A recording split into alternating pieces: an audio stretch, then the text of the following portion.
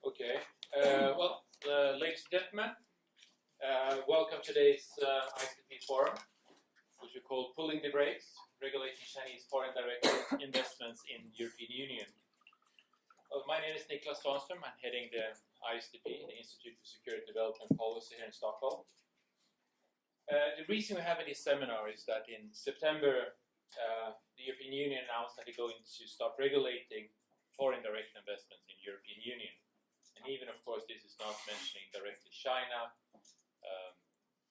This is, of course, in our interest, and I think that is also in the interest of the European Union. And today we'll try to discuss the reasons behind these new regulations. We're going to try to figure out what kind of effect they might have in the European Union, and who the winners and losers are behind this. And as Bruno was telling, we also might look at a bit what is not in the text, but the risks that might emerge coming out of this text a bit behind the scenes. And to do this, we have three very distinguished speakers. To my left, Angela Stansel, the Policy Fellow and Editor of the China Analysis, European Council of Foreign Relations. Next to her, we have Bruno Macaes, and he promised me that he won't correct my pronunciation too much today because it's no longer an official. He's the Senior Advisor at the Flint Global and former Minister for Europe in the Portuguese government. And then we have Caroline Dacier, who is a specialist counsel at Mannerheim Swartling. And the way we're going to do this is really to start out with a few questions, quick answers, and then a bit of discussion between the panelists, and then we will open up to the public. What I would like to do is to make sure that nobody of the audiences takes too long time in explaining the questions. Keep the questions short, to the point, and if you need more than 30 seconds, a minute to explain your questions, please rethink the question again and make it more precise. But I was thinking about actually starting out with the bottom line, and turning to Angela. Why has the European Union introduced this foreign direct investment screening? I'll let you start, and feel free to jump in, any one of you, if you have something to add. Thank you very much for the kind introduction, and thank you also for inviting me to Stockholm. It's great to be here. So my first answer will be a little bit longer than you wish for, but then I will make my other answer shorter to make up for it. So I will talk a little bit about the background, how this debate came about. And in my view, the debate has been triggered in particular by three member states, Germany, France, and Italy, which presented the European Commission beginning of 2017 with a common position in a joint letter. And this joint letter addresses the three countries' concerns about increasing foreign investments and company takeovers by non-EU investors. And the letter also asks the Commission to review the possibility of member states to block non-EU investment, for example, if it's subject to reciprocity, in particular by limiting market access, for instance. And it is not the first time that EU institutions or EU member states have tried to push for such a debate. France, since a long time, has represented a tougher position concerning foreign investment in Europe. And also in 2012, the European Parliament actually asked the European Commission to set up a specific body that evaluates FDI in Europe. The change now that we see now, in my view, is in particular attributed to Germany's shifting position towards protecting its most valuable industries, meaning high technologies. Germany has been traditionally very open towards investment, so the shift we are seeing here at the moment is quite significant. And just to throw out some numbers, last year in 2015, 309 Chinese companies took over European enterprises, compared to 209 Chinese takeovers in 2015. And China invested more than $85 billion in takeovers or shares of European companies, which is around the same amount as in the last 4 years together. So you can see the rise not only in numbers but also in sums, in investment. And because of increasing concerns about selling their know-how and also the lack of instruments to protect their interests, Germany in particular, but also the other 2 member states, saw the need to more protect themselves from China's sharply increasing acquisitions. And speaking from a German perspective, the issue with China is not only the angst to lose our advantage in industries where Germany had so far an edge, but also unfair competition, in particular when it comes to China, meaning we do not meet the same openness in China as we offer, meaning reciprocity and market access. So Germany shifted the debate. A debate was taking place within Germany, and Germany shifted that debate to the EU level, because so far also there is no centralized EU-wide screening mechanism. The member states' current approaches can be quite different. They rely on their respective national provisions and are using own procedures to accept or reject investment. And because of this fragmented approach and in light of these member states' increasing concerns, the Commission is now, for the very first time ever, pursuing to have a common position on a systematic EU-wide FDI screening policy. Well, of course, then now thinking about Carolina, how would this framework function, and is it likely even to be adopted in the current format? Can you hear me? Yes. Yeah. Sure. Well, to start with the first question about how it would work, I would like to emphasize that it really is a framework. We did a lot of research before the Commission came with the proposal. The proposal is, in itself is a regulation, and that's something we need to consider. But still, it's just a framework. That means, in my view, what is going to happen is we're going to put down in law what already exists. We're not moving forward. We're letting the countries that have a screening mechanism have them, give a legitimacy to those screening mechanisms, and those countries that don't have a mechanism, they can maintain that order. So that's all fair and well and just status quo.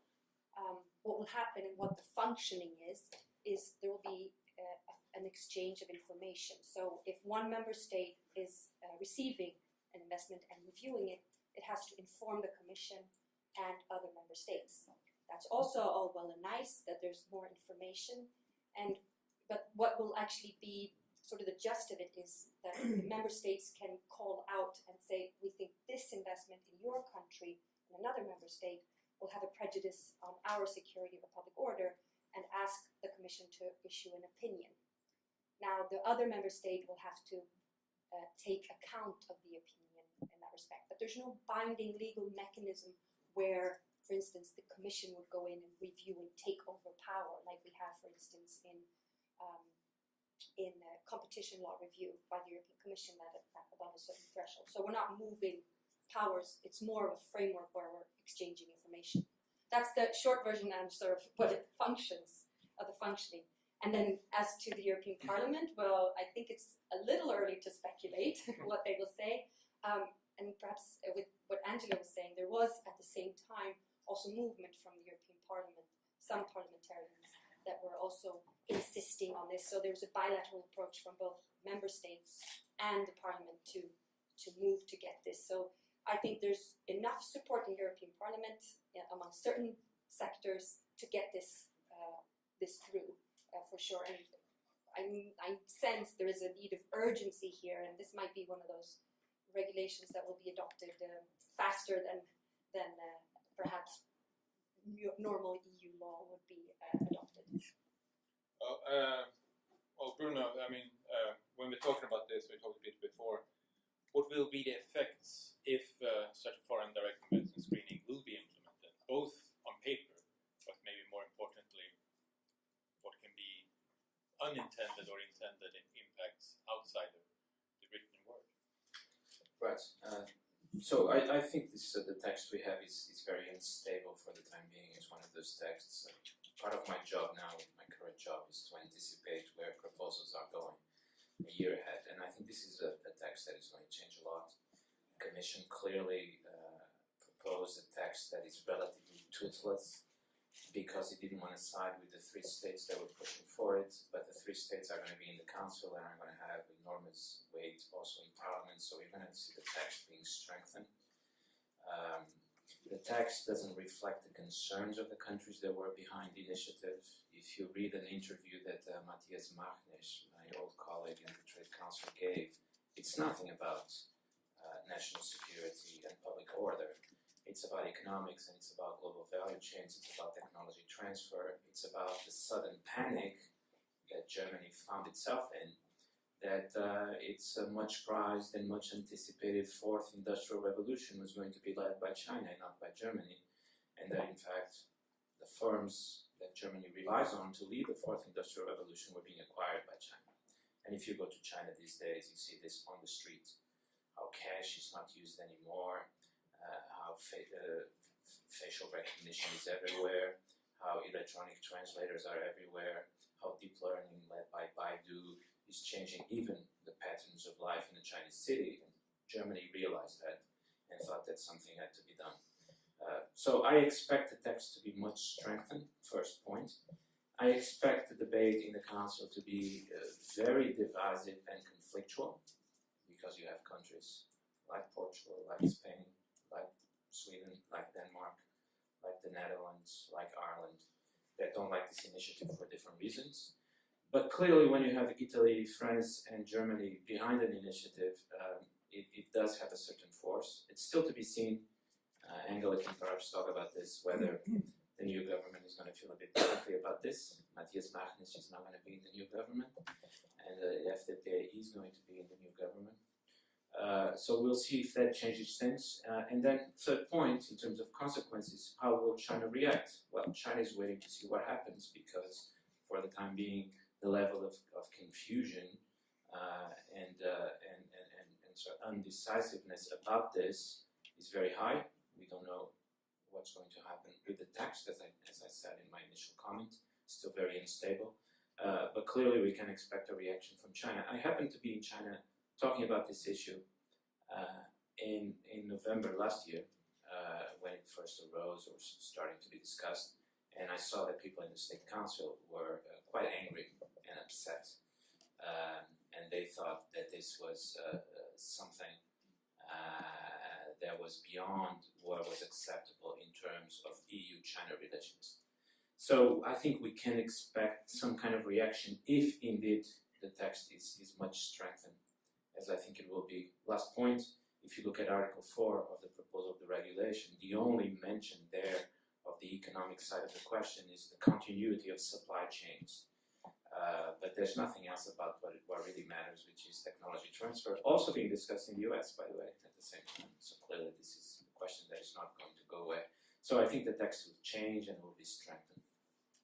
Angela, you also have looked a bit on the Beijing's view. Do you agree with Bruno? Yes, I agree, and I think the Chinese are already quite angry and frustrated and so on, as Bruno mentioned. They have definitely taken notice of the debate in Europe, and the whole debate on investment screening is seen as a sign of increasing protectionism coming out of Europe. And Juncker's proposal in particular has prompted a lot of criticism in China. So the Chinese Foreign Ministry, for example, said that the EU is closing its door towards Chinese investment. And by that, they also believe that the EU will not achieve lasting long-term development, meaning they see this interest in protectionism as a short-term interest by the EU member states. China has also criticized the EU to be sending confusing and negative signals, both being welcoming while at the same time being hostile on the matter of Chinese investment, which I think is probably true to some extent, because also Germany emphasizes every time and again we are still open towards investment. But here, of course, the devil lies in the detail, because it is in the end about high technologies, about what Bruno mentioned. It's also seen as paranoia from China, as paranoia towards Chinese investment. And in fact, Germany, in the view of China, also played a more major role in bringing this debate to the EU level, which has always been a major worry for China, that a negative debate within the member states will be transferred to the EU level. And the reason why Germany has become so paranoid in the eyes of China is because of two major takeovers. The first one was KUKA, the German robot maker, and the second one was the attempted takeover of Eichstron, which failed in the end, a semiconductor supplier. And here it was indeed the German Economic Ministry with our former Economic Minister Gabriel and Machnik, who pushed for this debate and who was seen as the biggest problem from the Chinese side within this debate, meaning that out of all ministries, the economic German ministry that pushed back against Chinese investment in Germany and then brought this debate even on the EU level. Just one sentence also in regard to the election. I think you see this just the right way. SPD is going to be most likely out of the coalition. There will be opposition, and the FDP has been known to be very in favor of free markets and as least state role as possible. So there might be a shift again in the debate in Germany. On the other hand, one worry that China also has seen was the Brexit, because the UK had always been in favor of opening up towards Chinese investment. This debate that we are seeing now, I think, might have not been possible if the UK was still on board. Now that they are gone, China has also lost one of the strongest supporters of Chinese investment. Yes, just to comment on the economic factors that sort of come from two. We talked earlier that you don't see the spirit of the text in the text itself, what the purpose is. You come from the security area where we don't want to lose our technology or high-tech industries, or even closer to that, like defense-related security.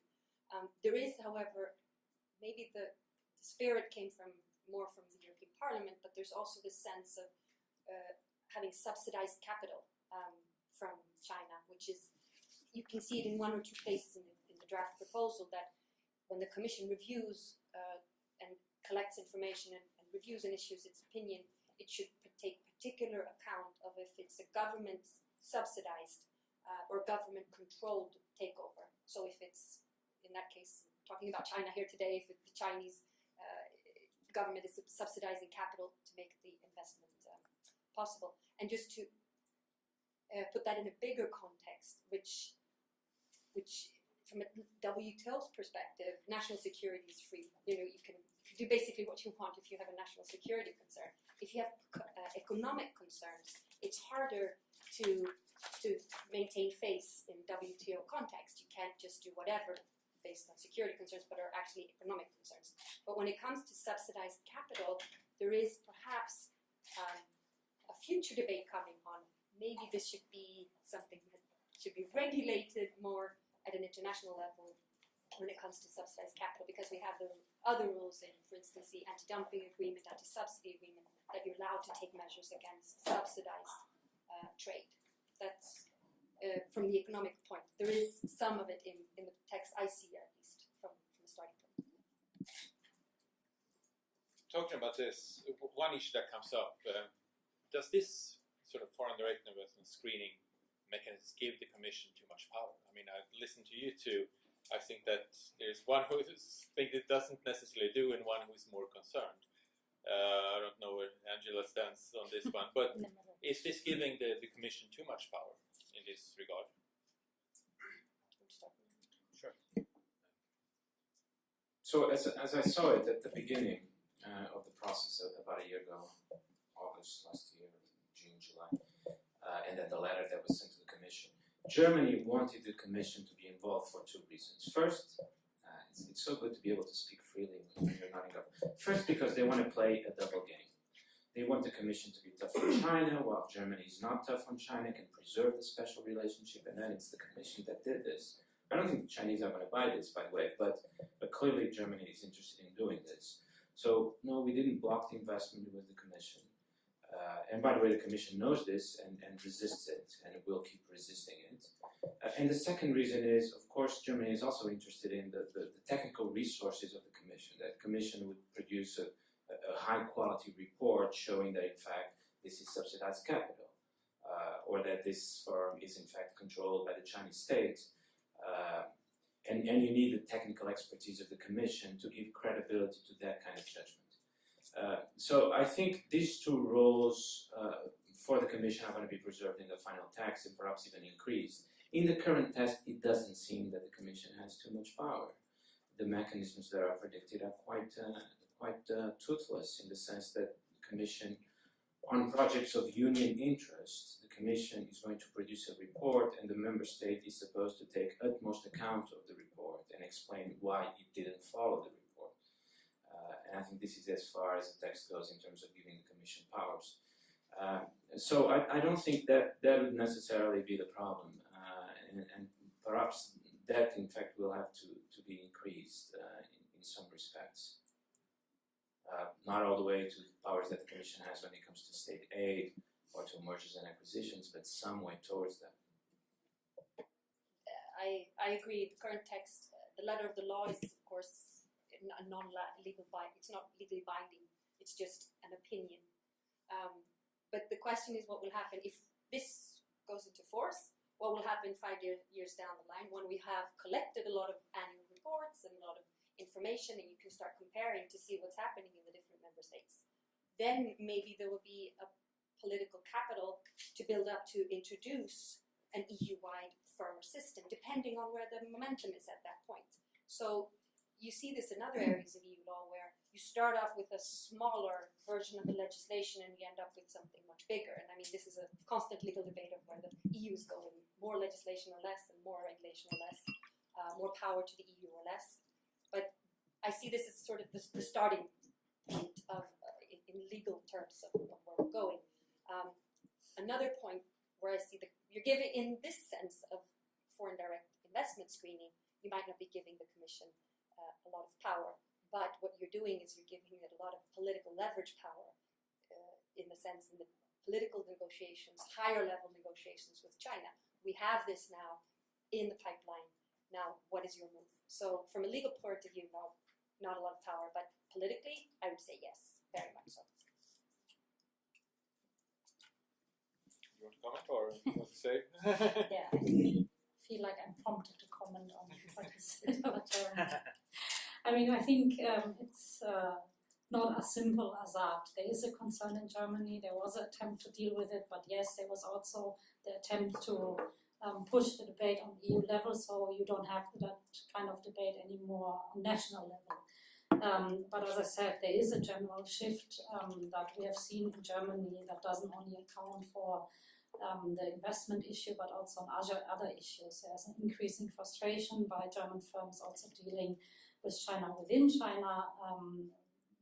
After promises by the Chinese government in 2013 that there will be reforms and more opening up, we see that on the contrary, actually, further barriers are being implemented for foreign investors on the ground. And this has then led to a lot of frustration among the German industry of being not treated equally as Germans treat Chinese investment coming to Germany or to Europe as a whole. And this is why Germany has not only pushed for this debate to happen, but it has also pushed in a common position with France to reform the EU's or the Commission's trade defense instruments. So that's another issue, and this all links into that kind of overall increasing frustration, and to be honest also the feeling that China is becoming not only more assertive in its foreign policies, but also more assertive in its foreign economic policy, meaning taking what it needs and taking what it wants.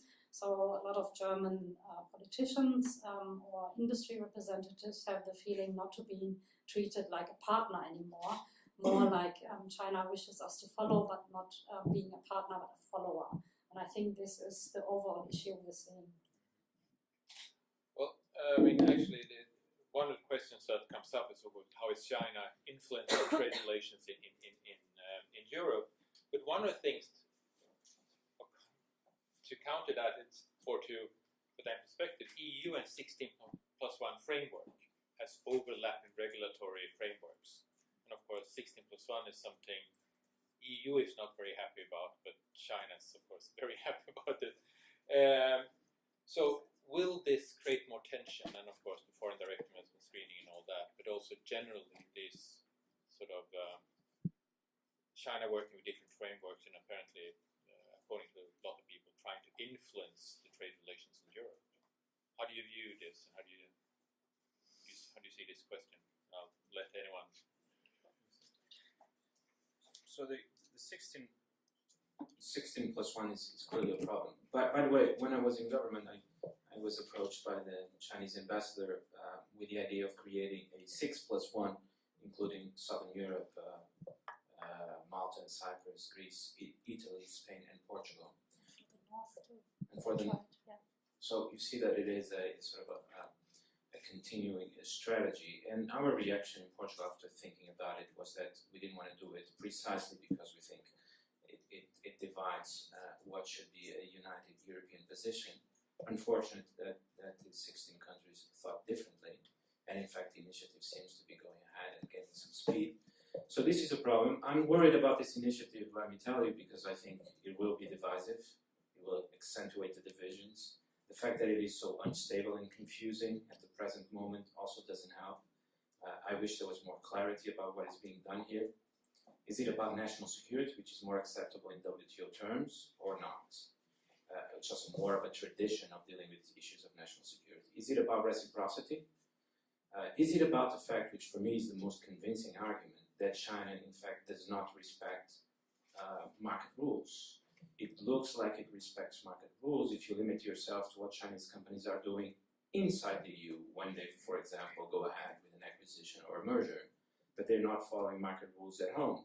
So that same company at home will be subsidized or will be part of a larger conglomerate, which is in fact dependent on political decisions and following political strategies. So the EU should be able to determine whether market rules are being followed, not just within its borders, but follow the economic links and network all the way to the origin, and then say, are they following our rules there as well? Because if they want to acquire a company here, they cannot be violating market rules at home. This would be my suggested alternative of going ahead. But I think what happened here was that this is so difficult and so new that the Commission ended up relying on what is already the established tradition of public order and national security. And so we can expect a very exciting, this is why I was so happy to be invited to come here, we can expect a very exciting and tumultuous discussion about this over the next year, because no one is really sure about how to do this. But I probably my final comments in the initial panel remarks. No one is really sure how to do this, but there's a lot of political will to do it from the three major countries. But even the others, I think, if you come up with an argument that is plausible and convincing, which hasn't happened yet, and if you try to talk to them rather than send a letter. By the way, the letter, I'll finish with this, the letter that I think was in February, and I think it's available on the internet, was an incredibly confusing letter by Germany, France, and Italy. It said, we want to limit foreign investment not on national security grounds, but on economic grounds, quote unquote, on economic grounds, which, by the way, is not reflected at all in the text. And I can tell you, from talking to people in the Commission, that they received the letter and they could not understand what this meant. Not on national security grounds, but on economic grounds. So we are open to investment all over the world and have been promoting it for 30 years. Now we're going to limit it not on national security grounds, but on economic grounds. And so this is, I think, the state of the debate, which is quite confusing for the time being. Indeed. It's all right, yeah. What will happen if there's going to be more tension? For sure. My only legal reflection, being a lawyer, and you have to hang things up on legal terms all the time to make sure that you're doing the right thing. The European Court of Justice came out with an opinion earlier this spring where it settled once and for all the question on EU competence. So it was pretty clear from that opinion, when it comes to international trade deals, that there's EU exclusivity when it comes to foreign direct investment. And you can see that in the proposal. It's based on Article 207, which means the EU is exclusively competent to decide on this. And that also means that individual member states cannot go and negotiate new trade deals. So in a way, you have legal basis in saying, look, it's the EU decides on this. You can't go around fishing up different member states and concluding nice agreements with them. Perhaps you can and do all these different type of exchanges and nice things, but at the end of the day, we lift it up to the competence of the EU level, and that's sort of the strength of the EU and keeping it together, basically. That's my comment. What any final words before I open up? Just a few things on what both of you have mentioned by now to put it together. I think the big mistake of the letter was indeed to put several things in one basket. And that was, I think, the confusing part. I know that the German industry, for example, has then also answered to the letter with a common position by the German industry, commenting on the request in this letter, basically commenting on their own government. And one of the criticism was that there are issues mentioned in the letter that should actually be part of the negotiation with China on the bilateral investment agreement. Reciprocity, market access, using the investment screening basically as an enforcement tool in order to achieve economic issues is the wrong way of doing it. Nevertheless, the industry did mention certain issues that need to be addressed best on the EU level because they should apply for all EU member states. And one of them, one big question is the subsidized funding issue, meaning there is a state-owned enterprise coming from China bidding for a European company, and it has just a much better position because it has all the state capital in its back to support it. And that's actually exactly what happened during the KUKA case, and which is the reason why the German industry has then said this went down the wrong way. So the Chinese bidder paid in the end much more for KUKA than its actual market price. There was a lot of criticism in the sale, the acquisition in itself. Then Merkel went to the German industry and told them, well, if you have so many problems with that, you can buy KUKA. This is a free market economy. And the German companies, such as Siemens, said, yes, but we're not willing to buy so much above the actual market price. And here you have the issue of unfair competition and the issue of transparency, which again then should be included in the investment screening debate. So, before I open up for discussions, and Lisa will hand out the microphone, I guess. Remember, keep the questions short and to the point. A brilliant question is a short question. And if you start going into lectures, I will leave, so please. And she has to steal my microphone, but it's okay. So, yes.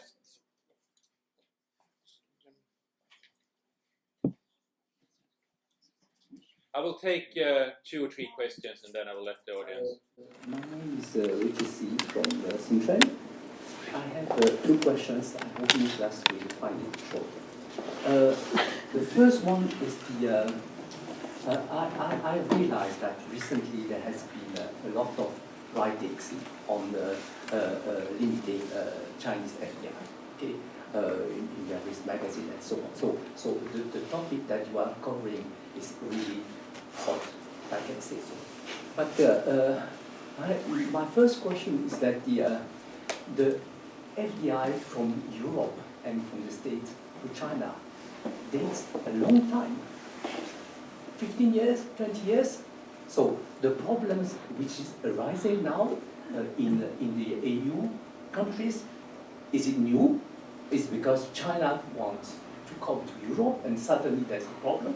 Or I wonder, is that retaliation? Is that free trade? That's my personal opinion. The second one is that I have dealt with FDI in Europe for many years. I never heard that the EU has competence in that area because you have incentive and so on and so on. So that's what is this case with the EU regulating FDI? Thank you.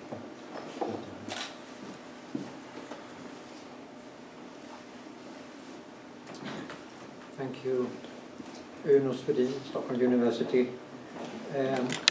I would like to introduce a contextual question with regard to this is not swimming in the political pool alone. There are many other things. The Brexit was mentioned in the Chinese interpretation of the situation. The US was alluded to, but not much, and the globalization tendency.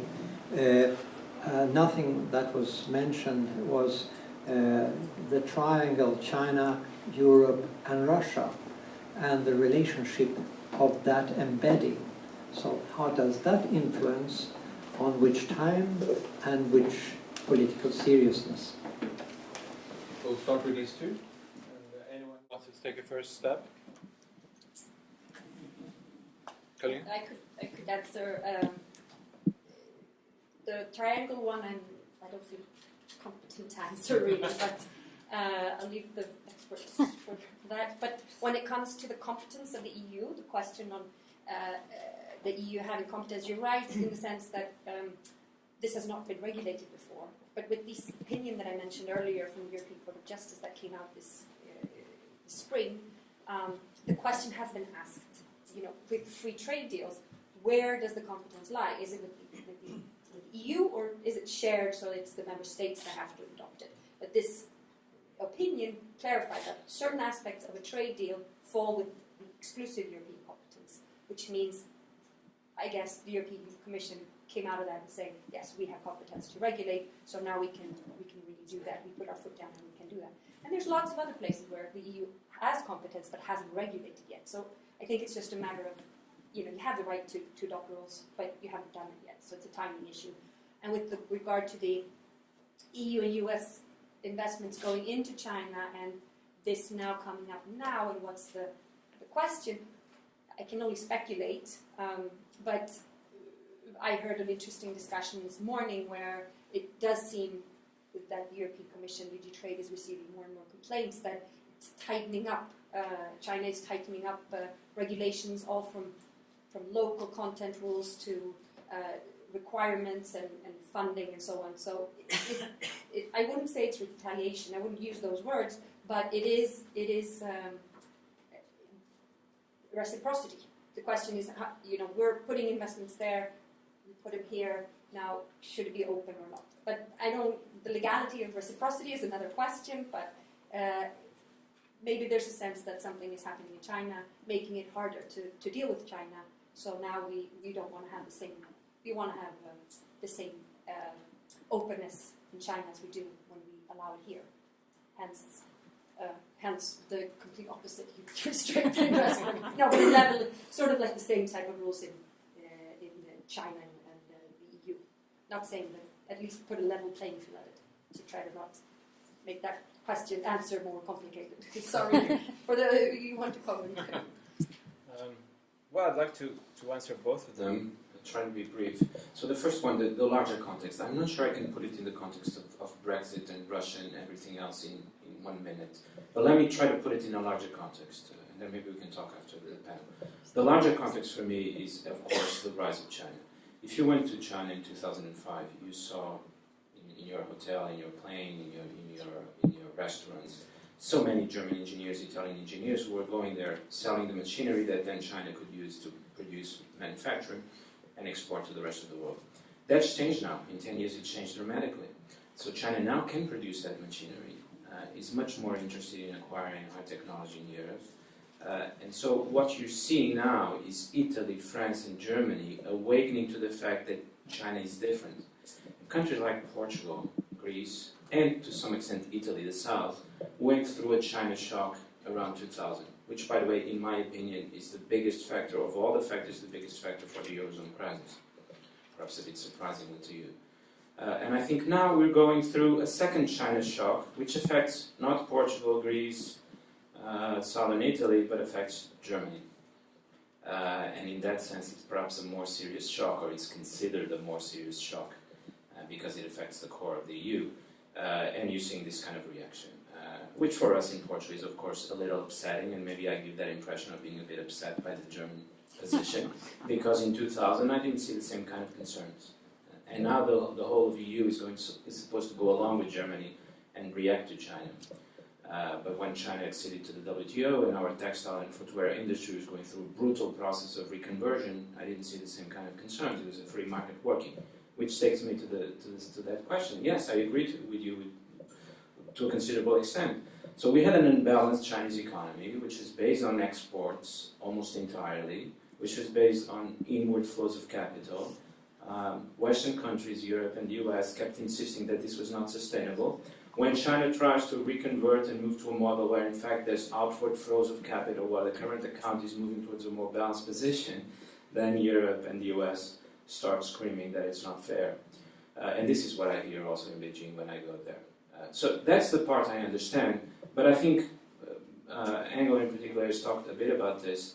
When you have a situation where Chinese companies are being heavily subsidized or are following political instructions, well, in fact, the Chinese company is being told, well, you should acquire Kuka, the price is incredibly high, but it doesn't matter, we'll compensate you in other ways.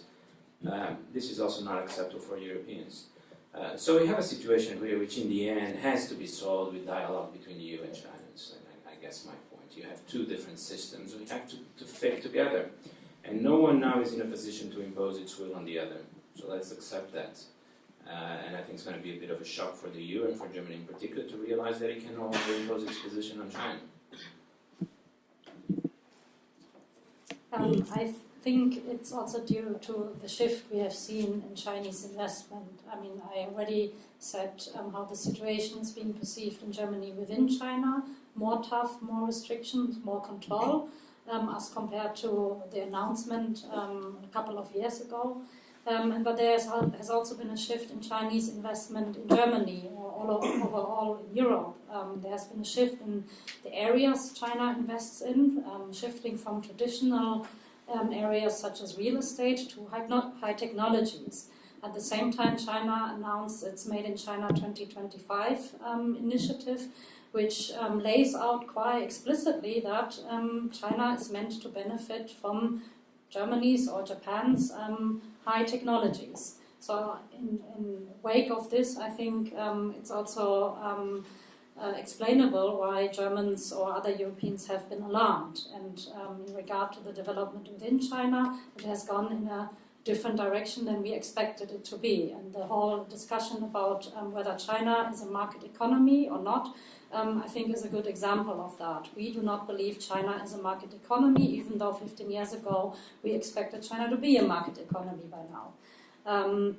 Just one remark on the US. I'm not going to comment so much on Russia and so on, because in terms of FDI, I don't think that is the big discussion here. But in terms of general EU-China relations, vis-à-vis the presidency of Trump, there was a momentum where both the EU and China were expected to move closer together because of the US administration, because of the US administration's withdrawal from climate change.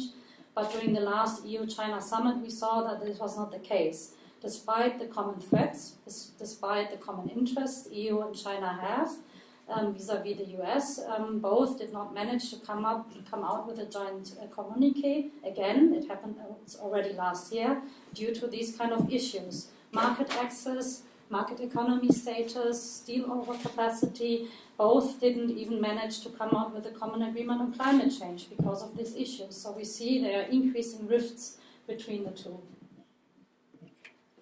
I'll open up for a few more questions. Well, two gentlemen here. First one here. Yeah, and then the... Thank you very much. Ambassador of Lithuania. Don't you see correlation between FDI of China in EU and on the other hand Asian infrastructure investment bank, which was set up quite recently, and as far as I know, EU countries with big enthusiasm joined that bank, except of three Baltic countries. I could speak for my country, Lithuania. We were cautious about that because we have certain experience, but with Russian investment, Russian money due to security, national security reasons. But your comments on that Asian infrastructure investment bank? Yes. Good afternoon. My name is René. I would like to ask, I think it's Angela and also Bruno, about the possibility to give us a little more context to the Chinese reaction, especially the use of the word of protectionist, given the fact that China, I think, according to OECD restrictiveness, is the peak, has a #1 position. I think Philippines is ahead of it. So China is second in terms of being restrictive for foreign direct investment. What is the position from that perspective to look at this initiative as a protectionist move? You want to start? We start from. So the AIIB, we immediately supported it in Portugal. I was in government back then.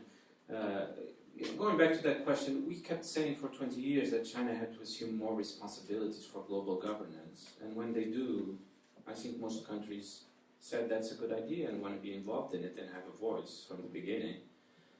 They never saw the AIIB as an economic threat. They shouldn't, by the way.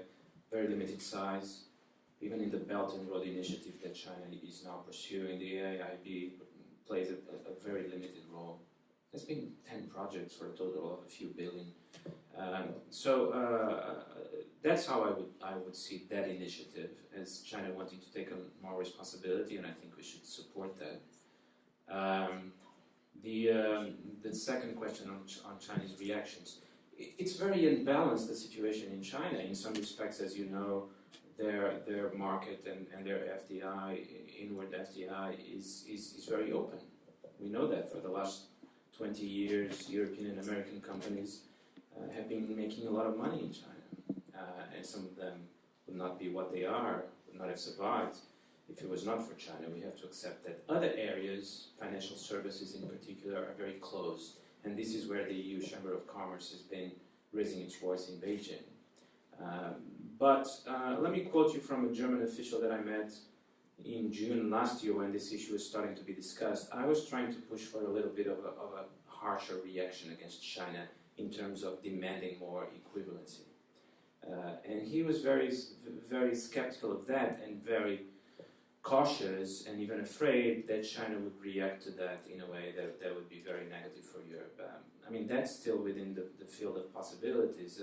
China does have a lot of economic leverage. We do have a lot of economic interests in investing in China. And if the rules are changed, they can still be changed in a very negative way for Europe. We have to be aware of that. We shouldn't be afraid or excessively cautious, but we have to be aware of that. So if your point was we have nothing to fear from China because they are closed anyway, I would be a bit more cautious. So about this, I start from the other way around. Whenever I have this discussion in China nowadays, I hear the criticism from my Chinese counterparts to say Germany is becoming more protectionist. Then I say, well, you know what you're talking about, because China has been very protectionist in many areas for a long time. And then the answer is, yes, but we are different because we are still a developing country. So this is where the discussion actually starts. Where is China in its development? The Western criticizes normally, you cannot claim on the one hand to be on eye level only with one country, namely the US, in so many areas, but then claim on the other hand you're still a developing country when it suits you. And I think this is a core of the also very frustrated and heated debate on both sides. Regarding the AIIB, yes, a couple of EU countries were very enthusiastic to join. From the perspective of Germany, I do believe we shared the concerns that came out of the US in particular, which was this is going to be a financial institution with Chinese characteristics. It's an alternative for the Western model. But Germany shared these concerns, but they drew a different conclusion out of this. Namely, then we should be part of it in order to also help shape the structures and the policies of this institution. And so far, I mean, let's not forget, AIIB has just been operational since not even 2 years. But so far, at least, the German experience has been very positive. They do have the feeling they have helped shape the principles, the policies, and the structures. There was some criticism that the AIIB headquarters is in Beijing and that all the foreign directors would be non-residential, but Germany found a solution to that, meaning it split its position of the director into two, meaning they have one in Germany and one based in the German embassy in Beijing, who from there attends all the meetings. So actually they made out of the non-residential position a residential position. And Germany right now represents all the Eurozone members within the AIIB. I think next year Austria will take over, and they have already said that they will also have a residential position. So in many ways they are included, they are on the ground, they take part at all the board meetings in person, and I think if this continues, then it could actually be a positive experience. Whether China is disappointed by that is another question that I don't know. They've been very thorough, the comments, so I leave it to that. Comments, gentlemen there, and anyone else?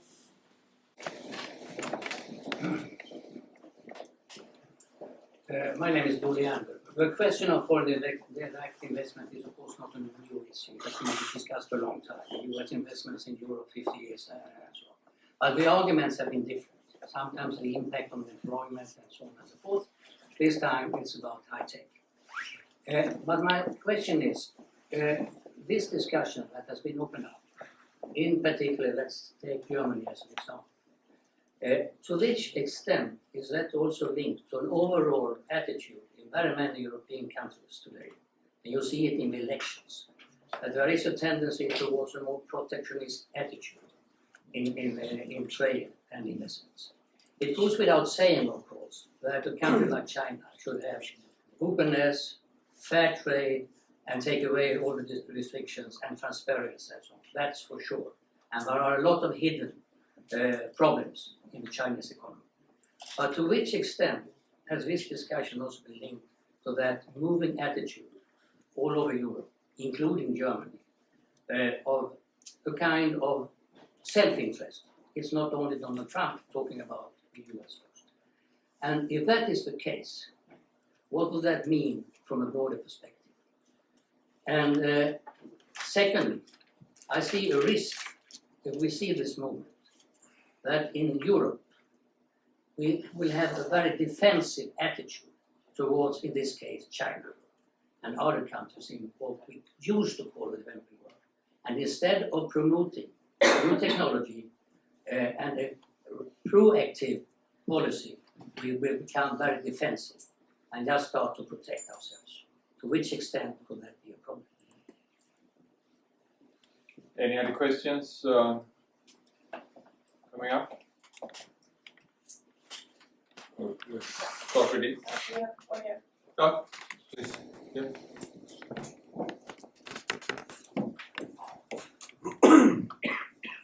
My name is Zhang Jinfei from Chinese University, Zhejiang University.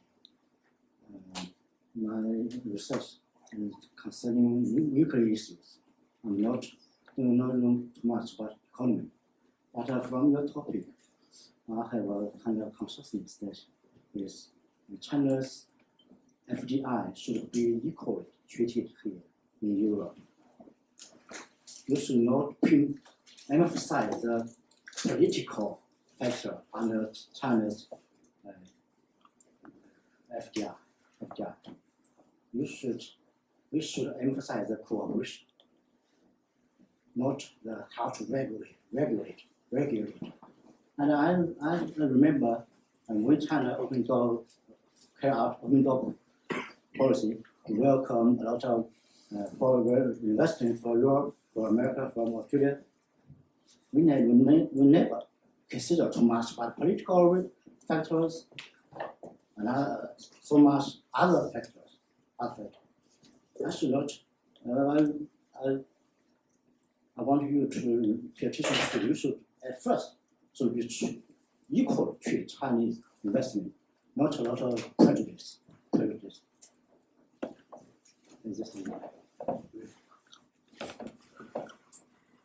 So anyone wants to try to? Okay.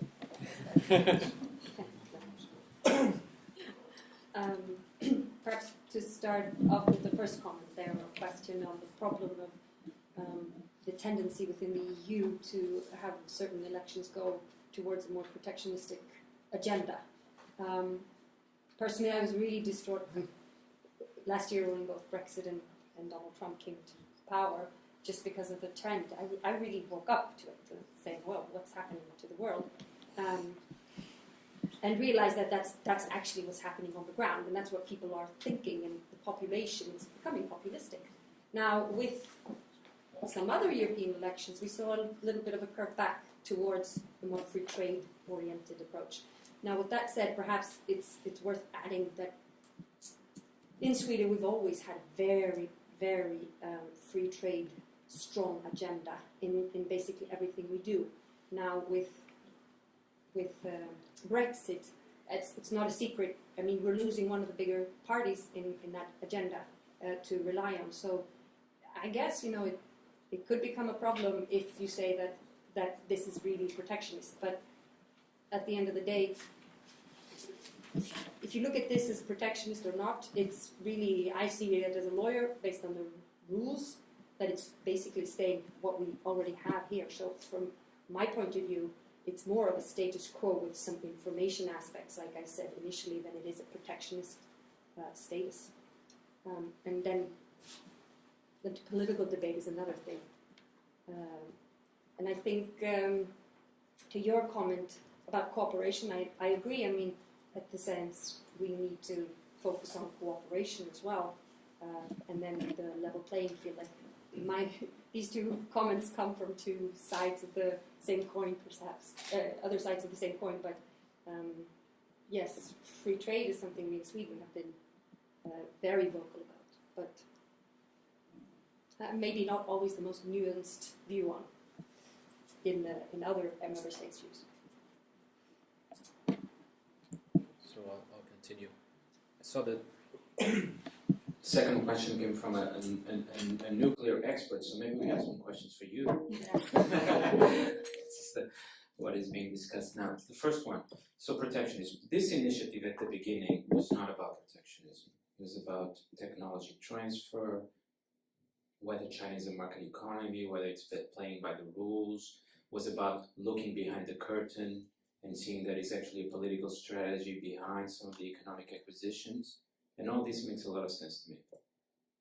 So the initial spirit of the initiative makes sense to me.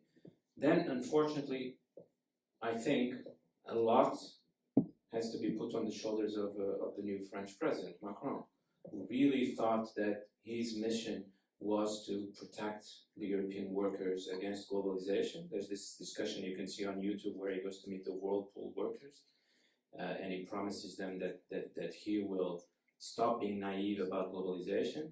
And so even the initiative has been absorbed by him and transformed into a protectionist initiative, but I don't think it was originally, and it doesn't have to be, and it shouldn't be.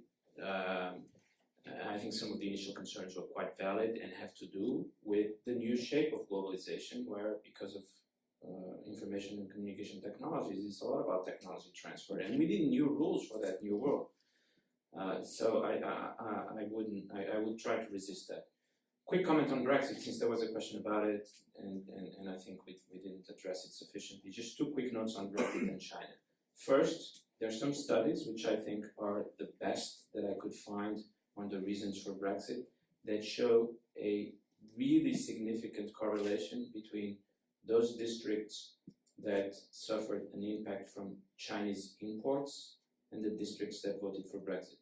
You don't hear a lot about this, but I would, again, as I think that the Eurozone crisis was essentially a consequence of a Chinese shock, I would say that Brexit, probably the greatest factor, was again a Chinese shock. Which takes me to the last question. I agree with you. China was very open to European investment for 30 years. Europe should be open as well, but I think China has to realize that because of its size, it is producing a number of very significant shocks in European politics and European economy, and it cannot expect Europe not to try to address those shocks. Also because, and this takes us to a point we haven't discussed, Europe is the European Union and European countries are democracies, as opposed to China. So if our citizens tell us that the shocks have to be addressed, politicians have to address them. That's what democracy is about. and it's not going to be a dialogue between EU and China or that. It's going to be essentially a dialogue between our governments and our citizens. And Macron, for all the reservations I have about him, is sort of representing this. There's a number of Chinese shocks happen everywhere for 15 years, each normal because of the rise of China and its size. And governments in Europe are being called upon by their citizens to do something about it.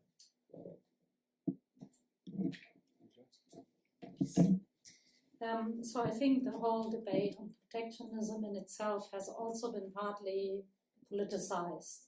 The issue in Germany was about unfair treatment, unfair competition, and the protection of only one area, which is high technologies. And that's it. But that's a criticism out of that comes out of China as well. Suddenly we are being depicted as the ones who are most protectionist even within Europe, which I think is also in many ways not very fair to say, because in the other areas and even still in high technologies, Germany is still very open. KUKA did go through, Eichstron did not go through, but that was due to the US branch of Eichstron and the US investment body CFIUS, which then raised alarm on the issue. So de facto, Germany has not blocked any Chinese or any other investment, in fact, in that area. And politicizing an issue goes also into the other way. Since Trump has signaled to withdraw from global free trade, China is depicted as the defender of global free trade. Whether this is entirely true or not is again up to debate, I think. So the whole protectionism issue has been partly politicized, also partly by the parties who were in Germany over the last year in election mode. Gabriel, our economic minister and then foreign minister, has been blamed to also use this topic of protectionism in order to get more votes. Whether how much truth there is or not is also up for debate. So I think there's a lot of also symbolism in this discussion. And talking about symbolism, when we want to emphasize cooperation with China, look at the EU-China summit statement. It does emphasize also all the topics where both regions claim to have already cooperated, will cooperate, and so on. So cooperation is always a key word in the debate between EU and China. I believe that in particular when it comes to trade and investment, the EU and China had very easy years, a very easy decade looking back, starting from the moment China joined the WTO. And as in any kind of partnership, whether it's business or private, after a certain while, you come to the crucial details. And this is where we have arrived now. And pretending that they do not exist will also not benefit cooperation in the future. So these are the issues that need to be openly discussed, which they are. And I end here. Any other questions?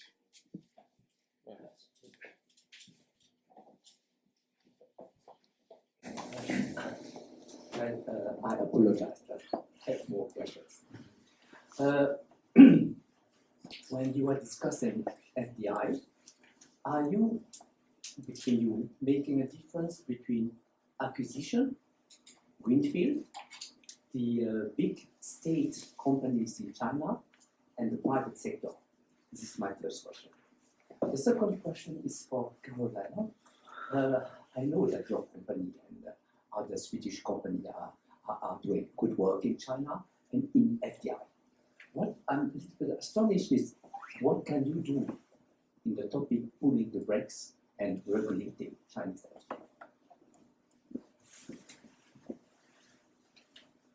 Any other questions? Oh, gentleman there. Thank you. I'm Jonas Hallberg, working for Swedish National Board of Trade. One aspect that has been mentioned here is the status quo of the suggestion of the Commission, except from the perspective of information. And I am wondering if you have heard anything from the private sector, if they are nervous about this sharing of information, in the sense that countries could use that to promote strategic goals of their own, or even share that information with companies. who wants to go first? I guess I have a question. Yeah. And I'm not sure I understood it correctly. We're a law firm, of course, and we're not a lobbyist firm in any way. We analyze the law and report on it and give advice on it. So we're not there to regulate Chinese FDI, how China operates its system. That would be a big project for somebody else, I think.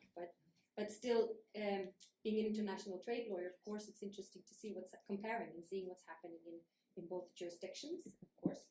And then there's I can only leave it at that, I would say, to see where we are. And the first question was regarding regulation. No, the first question was the in FDI. Right, the difference. Acquisition. Yes. Greenfield. Yeah. In particular for China, you have the state company, the big one, Mm. and then the private one will start to be bigger and bigger. Right. Why? Are you making any difference in this topic today? I'm being a lawyer. I work from the letter of the law. Now we've talked a lot about the spirit, but from the letter of the proposal, it doesn't make a big difference in different categories of investments, apart from those specified here, which is critical technologies, critical inputs. If there's EU legislation, common EU legislation, you have to look at that. For instance, there's regulations on dual use. We'll come back to nuclear capabilities, and that's regulated at EU level. Those are the areas where you'd see a common EU interest, where you'd find a scope of what investments would be covered. And then going back to the topic of who's backing the funding. If it's government controlled, that would be a particular factor to consider. According to the law, then it's up to each member state to have their own systems in place. And this is, again, the proposal gives legitimacy to the existing systems, and the existing systems in the member states might look at other factors as well. So again, status quo, we're leaving member states with the ability to review as they've done before, and then the Commission has its scope, the one that I just explained, which is perhaps a little fuzzy in the corners, in the borders, but it's still sort of defined, I'd say. Just jump very quickly in there, but I think the problem is that we expected the landscape in China to shift following also the announcement in 2013 to strengthen the private sector in China and reform the SOEs. This has not happened yet.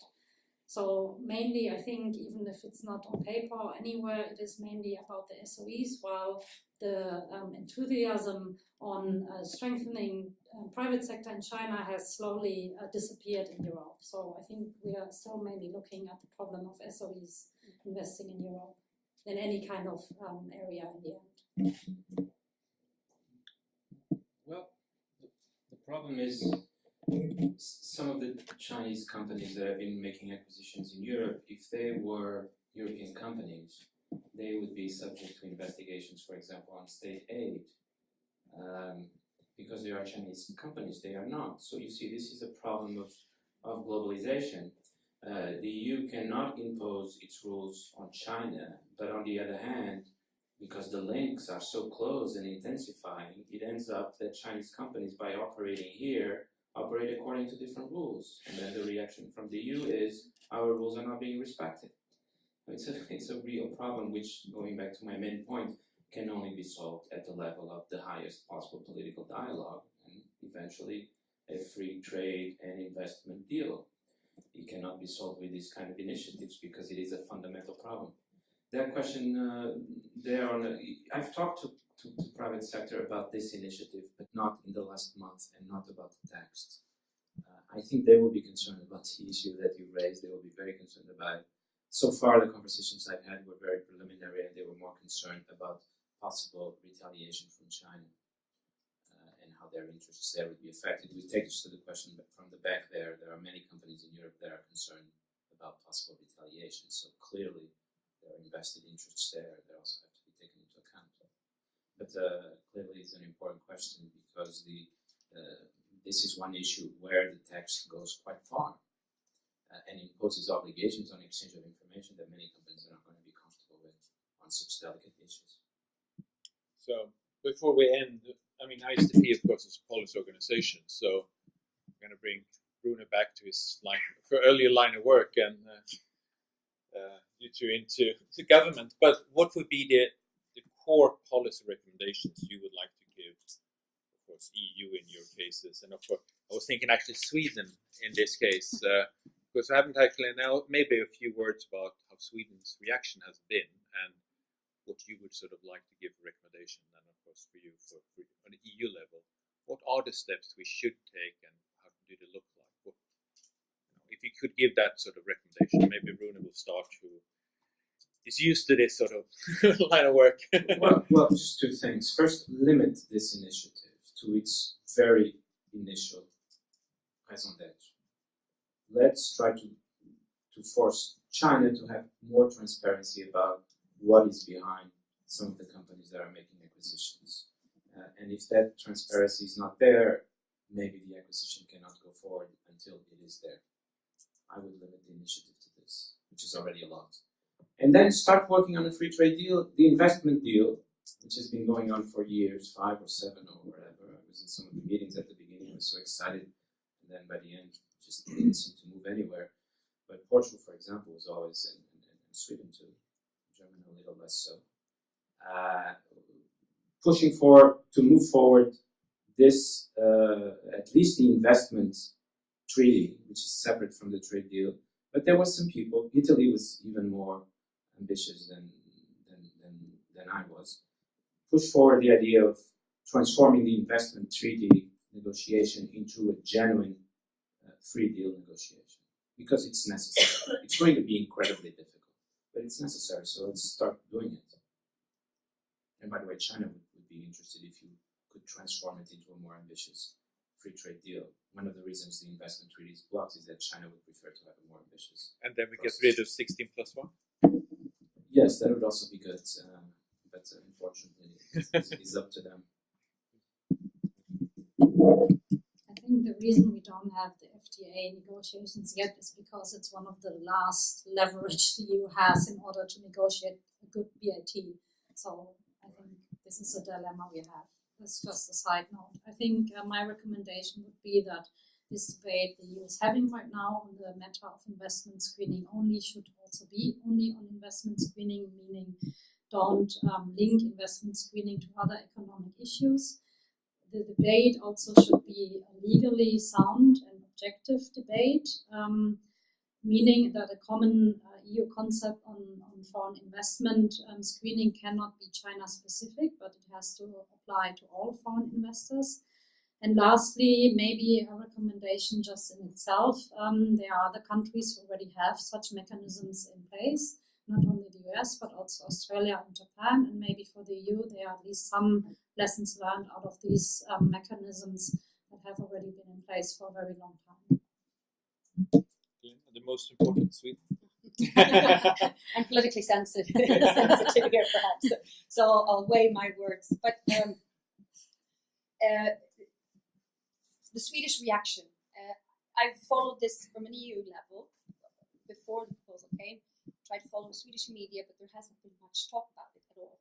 And the reaction was pretty non-existent, really, when it came here with the proposal from the Commission.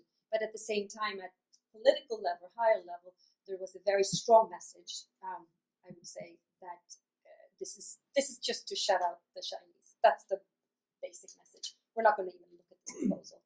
And in a way, this goes back to Sweden's position as always being very free trade liberal. And from experience, you lose out on your political leverage if everybody knows what your position is every time.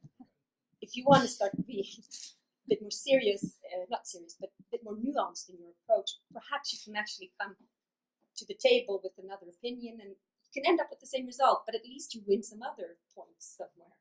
But that's just my personal reflection. So the Swedish reaction has been a bit, it's not been so nuanced.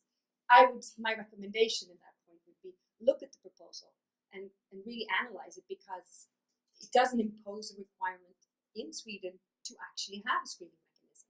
We can continue to receive as much investment we want. We don't have to screen anything.